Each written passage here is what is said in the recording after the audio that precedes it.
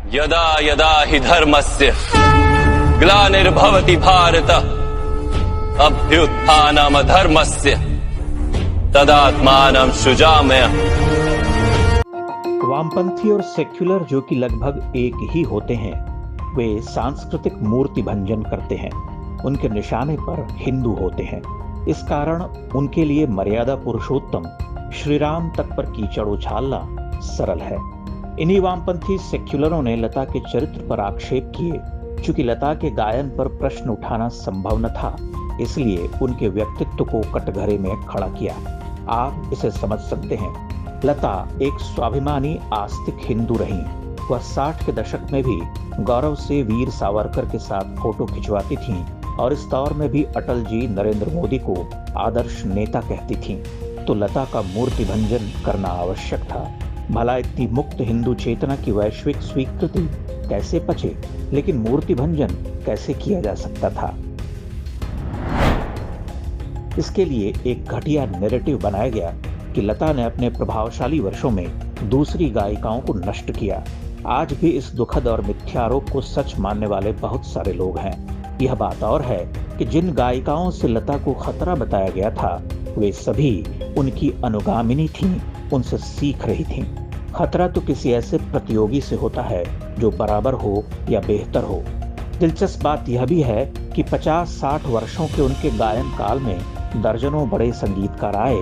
उनमें से किसी ने लता के उज्जवल धवल चरित्र पर प्रश्न नहीं उठाए। यहाँ तक कि यदा कदा मतभेद के समय भी वे इसी आह से भरे रहे कि काश यह गाना लता गाती। ध्यातव्य है कि किसी कुटिल आत्मा के लिए बड़े बड़े दिग्गज इतना परेशान नहीं होते। श्री रामचंद्र से लेकर शंकर जयकिशन, एस.डी. बर्मन, मदन मोहन, सलिल चौधरी, जयदेव और पंचम लक्ष्मी प्यारे तक लता को देवी मानते रहे। पंचम को अपनी पत्नी और लता की छोटी बहन आशा की उलाहना तक सुननी पड़ती थी कि सारे अच्छे गाने दीदी को दे देते हो। सलिल चौधरी जैसे दिग्गज यह कहते थे कि उसका जीवन एक खुली किताब की तरह है। वह एक सामान्य मनुष्य है, लेकिन जब स्टूडियो में गाती है तब उस देवी के पांव छूने का मन करता है। लक्ष्मी प्यारे कहते थे कि उनका वश चले तो वह हीरो के गाने भी लता से गवा लें। यह सम्मान शतियों में किसी एक दिव्यात्मा को मिलता है। अभिमान फिल्म की रिकॉर्डिंग के समय लता बाहर थीं। जया के ऊपर फिल्माए एक दृश्य में वह मंदिर जाते हुए संस्कृत के श्लोक पढ़ती हैं, जिसे लता की अनुपस्थिति में किसी और गायिका से गवाया गया था। लता जब वापस लौटी तो बर्मन दा ने उनसे पूछा कि वह श्लोक गाना चाहेंगी। लता ने रिकॉर्डिंग सुनने के बाद मना कर दिया, वह भी ये कहते हुए कि बहुत अच्छा गाया है। लता सुगम संगीत की पहली ऐसी गायिका रही जिन्होंने अपने सिद्ध स्वर से सिनेमा के गायन को भिन्न स्तर प्रदान किया। अंग्रेजी में उसे ट्रांसेंड करना कहते हैं, एक तरह का भाव संतरण।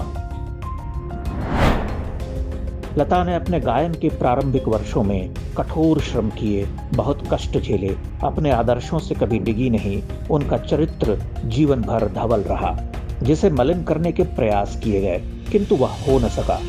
आश्चर्य यह कि उनसे आयु में छोटे गायकों तक ने उन्हें उल्टे सीधे सलाह दिए, लेकिन लता ने उन पर कभी कोई आक्षेप नहीं किया। वह प्रतिभा, मान और महानता की साक्षात मूर्ति थीं। उन्होंने गायन तो बहुत पहले बंद कर दिया था, किंतु उनका शारीरिक रूप से होना भी उतना ही महत्वपूर्ण था। फिर भी वह आने वाले युगों तक हमारी आवाज बनकर जीवंत रहेंगी।